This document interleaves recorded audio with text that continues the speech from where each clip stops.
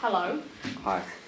So the first question is, have you experienced any creative media, be that games, film or TV shows, that could be classed as dystopian?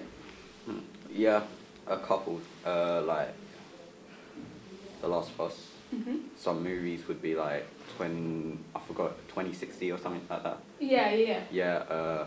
What kind of? Like, there's a lot of films now and like a lot of series that I've watched that are dystopian. So like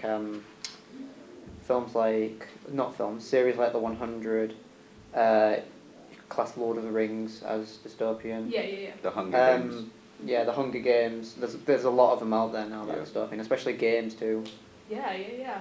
So the next question, when you hear the word dystopian, what piece of creative media comes to mind first? So like, when you think of dystopian, what's the first thing that comes to mind? Mostly movies. Usually it's games, for me. Those have a lot of dystopian themes. Yeah. And I used to watch a lot of movies. Charlie? Agree with them. Fair enough. Mainly it's games with me. I've noticed a lot of the times games nowadays often fall like a dystopian setting. Yeah. I'd say all of them. Like, a lot of films now are just all of them are really, like they've said, all of them are like really dystopian now. Games, movies, series. I feel like it's like a lot due to kind of like how the world is going. Yeah. Like the world it's reflecting onto all the media people are creating. Yeah, no, definitely. So, just as a group question, do you enjoy dystopian media?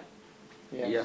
It's technically all I consume nowadays, so probably. I'll go across the line left to right. Ryan, why do you enjoy dystopian media? I'd say I enjoy them because the stories are really quite interesting. Like films that are like set in dystopian, it kind of resembles of what the world could look like. Yeah. And for some, that could be seen as like scary, but I find it quite interesting. Yeah, no, I agree. So Jake, anything to add?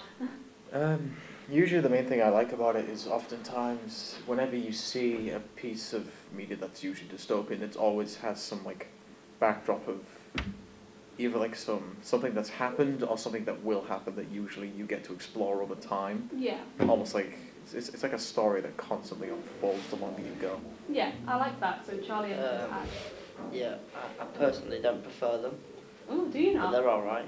Yeah. I'll play one, but like it wouldn't be my go-to game. What would you prefer? Definitely instead, sport games. Sports games. Yeah.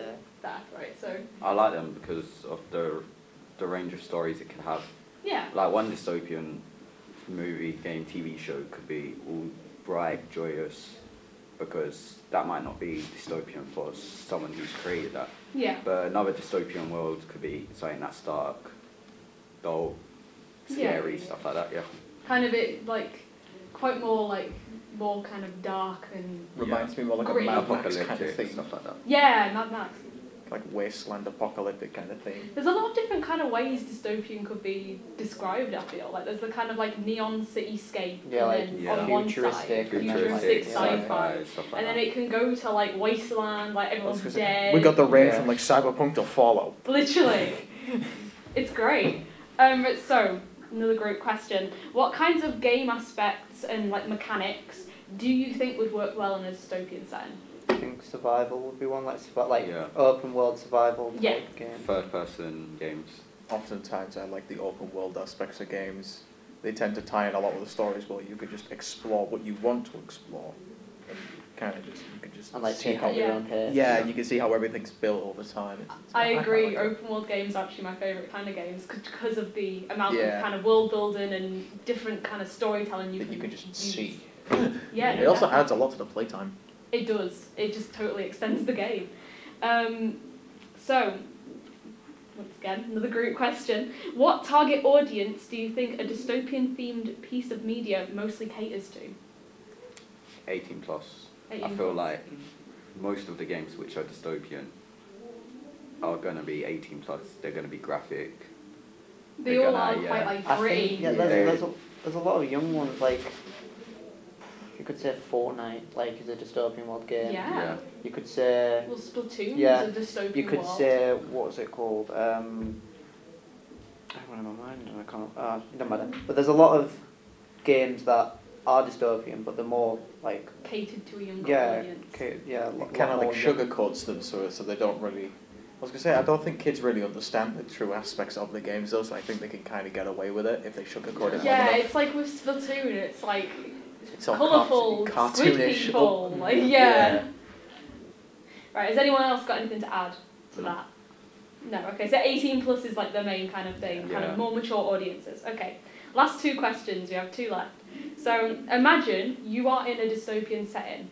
So what kind of things do you think you would see and hear? I'll go down the line, Ryan first.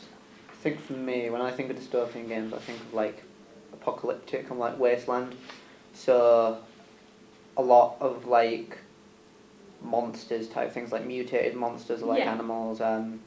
Not a lot of people, and like abandoned like cities and stuff like that. Yeah, like run down. Yeah, that places. and like nature taken over and stuff like that. That's what I think. Yeah. Jake. One of my favourite things actually that I love that's usually in games, but you never really hear it unless you try to listen to it, is usually the environment, and it's oftentimes in dystopian settings. There's mainly two types, and that's like the cities, like the huge bustling cities, and like the wastelands. And how like the cities you'll hear people speaking, cars, traffic, sometimes lights, whereas with like the wasteland kind of thing, you can hear like things like decaying buildings and like I don't know how to describe it.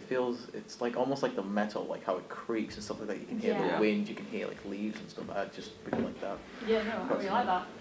Yeah, I agree with him. I think like run down buildings, possibly people dead on the floor. Yeah. Like gunshots, possibly. Yeah, no, I agree. I think of like a really apocalyptic place, something where nature's taken over buildings, they're decaying, they're broken, there's bodies all over the floor, stuff like that. It's kind of like major, kind of like, there's no rule in it, it's all just kind of like, you take what you can. It's like groups of people salvaging stuff. Kind of like Walking Dead-esque. Yeah. I think another one's like especially in the games like Last of Us, where you can find like stuff like a cast of like, when you go into areas, it's not just like what you see now. You can kind of like see the story of like how this place became to be and all that. Yeah. How possibly all these like survivor groups and all these people have come to be.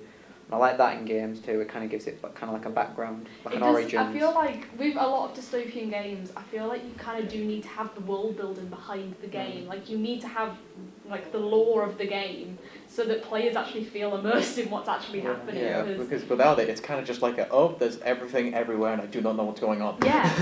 It's like even with games like, I don't know if you guys have played Left 4 Dead. Left 4 Dead's a banging game, but how they do that is quite well because you don't really get told a lot about how it was before. Left 4 Dead, if you haven't played it, the kind of zombie people you're killing are made by like a virus that's been going around.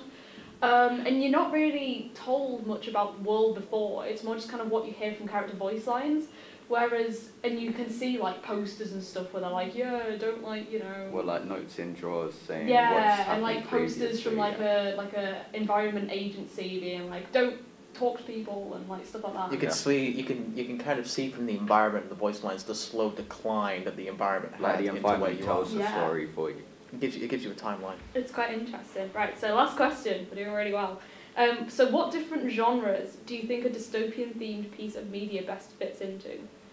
Mainly action adventure, first person, or sometimes first person shooters. I think we touched on this earlier, but definitely open world for me. Open world, yeah, no, I totally agree. I'd say horror, like a horror type thing into dystopian world games are pretty cool.